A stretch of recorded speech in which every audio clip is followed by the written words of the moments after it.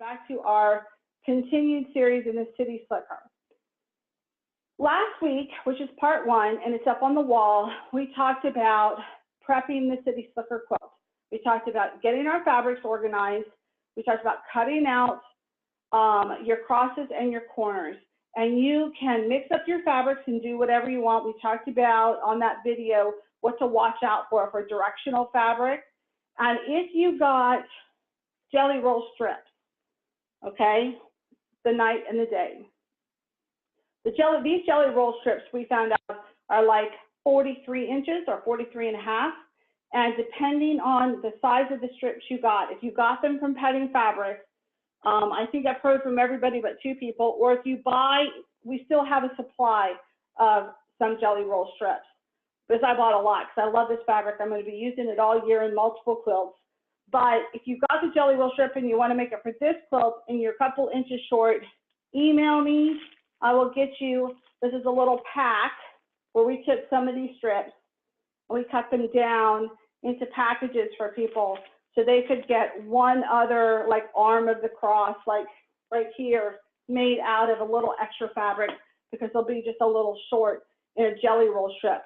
I did get a lot of people bought back quarters, and they bought 10-inch and 5-inch combo packs of the 10-inch charm packs. You'll have plenty if you got a 10-inch and a 5-inch charm pack, or if you got a fat quarter. It's just the jelly roll strips that might be short a little bit for one of the arms. So let me know if you need that.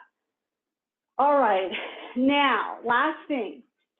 I went ahead, and Colleen has been wonderful to work with. I enjoy working with her quite a bit, and she's very patient with me because I'm very particular about my crosses and also my corner pieces and the color flow on this quilt. So she started with a pattern on the wall of some crosses and corners, and I'm going to tell you how we did it. And then we turned around and we pulled the crosses out, left the corner stuff alone, and we swapped crosses. And then we took another picture. So that's called Group A and Group B, A and B, of photos on the wall. So Group A and Group B, same crosses, different corners, took some votes.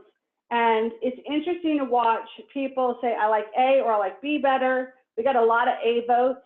And there are no wrong answers. This is your quilt. This is however you want to do it. I just want to show you and expose you to some new creativity. And hopefully I do that with the process that we go through at the Georgie Girl sew-alongs.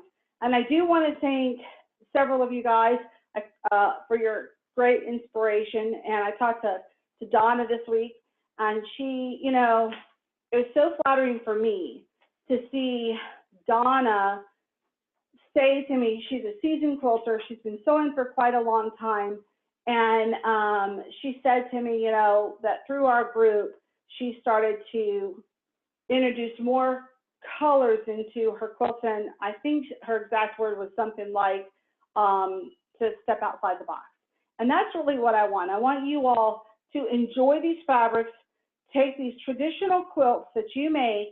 You're a seasoned quilter, and I just want to start using some of these sophisticated quilts from the sophisticated quilters and really kind of challenge yourself to do something a lot more fun and a little different.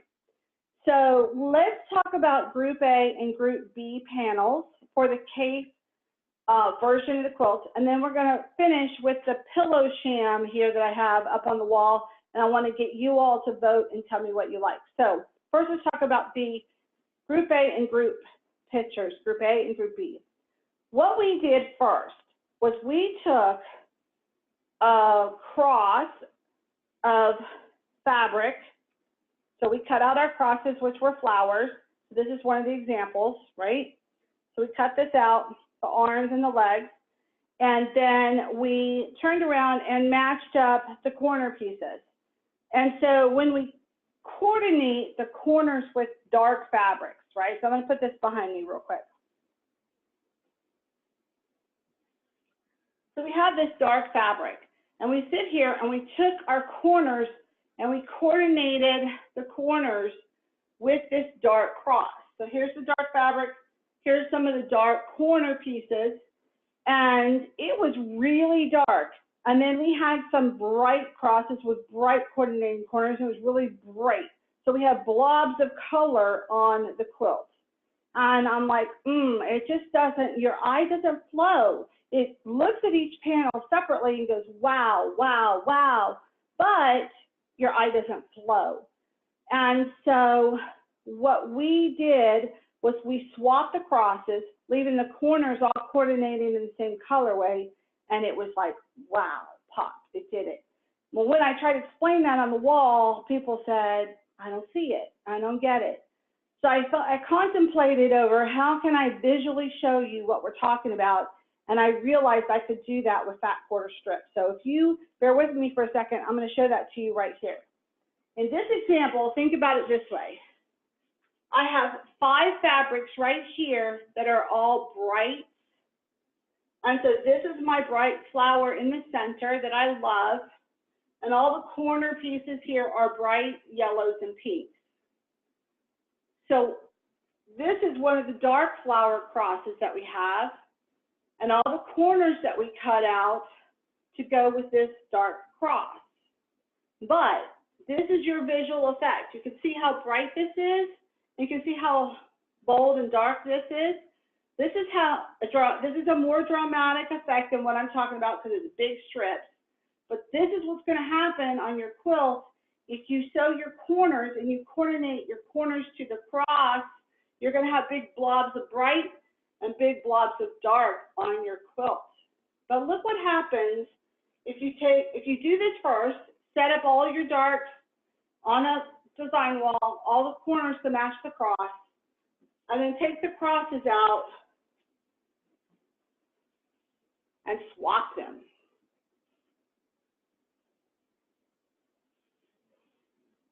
Once you swap your crosses, now it all blends.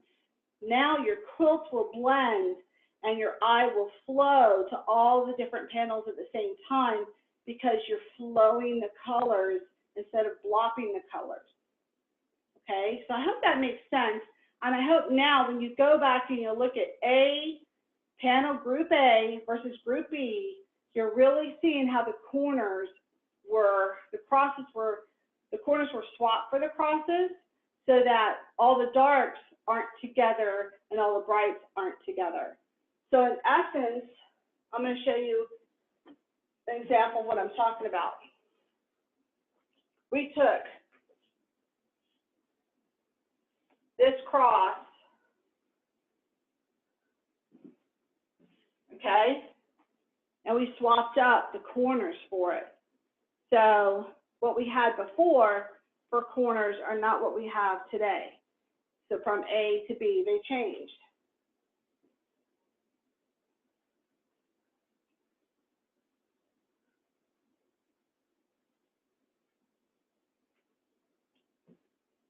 Now, obviously, I have the same fabrics here, so bear with me. So I have, same fabrics in the corners. But these strips here are supposed to represent the cross and the corners. Okay, that's what I was talking about in our pictures, was the crosses and the corners were all dark in group A together and all bright in group A. And then we took this cross out and we swapped it into bright to get this better flow of colors here. And I know it's hard to see, and I know it's subtle, and that's why we ended up doing the jelly roll strip for tonight, so that you could kind of see the dramatic effect of when you pull the crosses out. So set your corners up first to match your crosses, or coordinate, rather, with your crosses, darks with darks. And then when you get all over half of your quilt laid out, because we did 2 sets of the same crosses. So we laid all the crosses out for our first set. We coordinated all the corners, and then I had Colleen pull those crosses out, and we moved the crosses into brights. The dark crosses went into brights, and the bright crosses went into the dark set. And then we got this flow of color.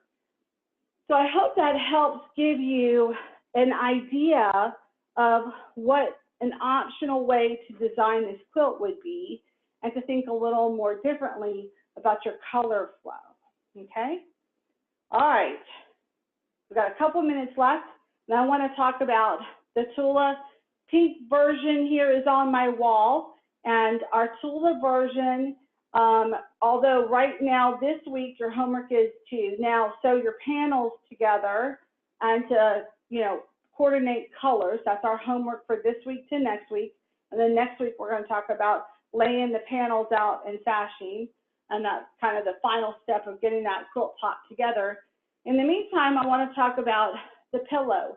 So I really like the pillow sham that we invented together creatively, called the Mediterranean Tile Pillow Sham. That pattern is going to be used for another Tula pillow sham that we're doing in the Cathedral quilt.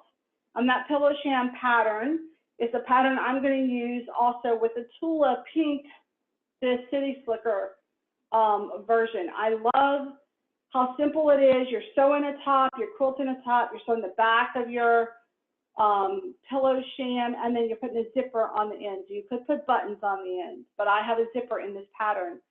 So next week we're going to talk about this, and then we're going to circle back to totes. I've been promising totes. You can kind of see a little hint over here, down here. I have my Tula version of the tote, and then of course I have the scuba version. And here is my beautiful fabric that I'm making for the strap for my tote. It's a play off of her stripe, which you see sitting here in the corner, but it's got a beautiful pre-made. I'm making this cotton webbing and I'm attaching ribbon to it, and it's kind of a glittery ribbon. I found that at Joann's. But while we hold that off next week, let's talk about this week and next week. This pillow sham, I'm going to do the purple fairy dust for my sashing on my version of this quilt, and I want to do it on my pillow sham as well. So next week, as you know, we're getting into sashing, but my two panels that Serena sent me, which I love, this is the one with the owls, the purple owls, and then this, of course, is the pink flowers. So if I go ahead and I sew the sashing on here, one of the things I want to hear your opinion about is I'm going to do my quilt in the purple sashing, the dark purple diva, and then I'm going to add a 6-inch border of the background fabric, which is her new 108 backing, and then I'm going to put this trim on, the stripe as my trim. But for my pillow sham, I'm thinking I want to frame my crosses in the purple fairy dust, and then maybe the teal fairy dust, then the purple diva, and then the stripe. That's a lot, I know, but I think it would be very dramatic, and I like going from purple to teal to purple to the stripe. And so I really want your opinion on if you think that this is too many different both sashing and borders on the pillow sham, or should I just do the purple, the diva, and then the stripe? Now this fabric, this marbleized background fabric, that 108 backing that she designed, will be on the back of my pillow.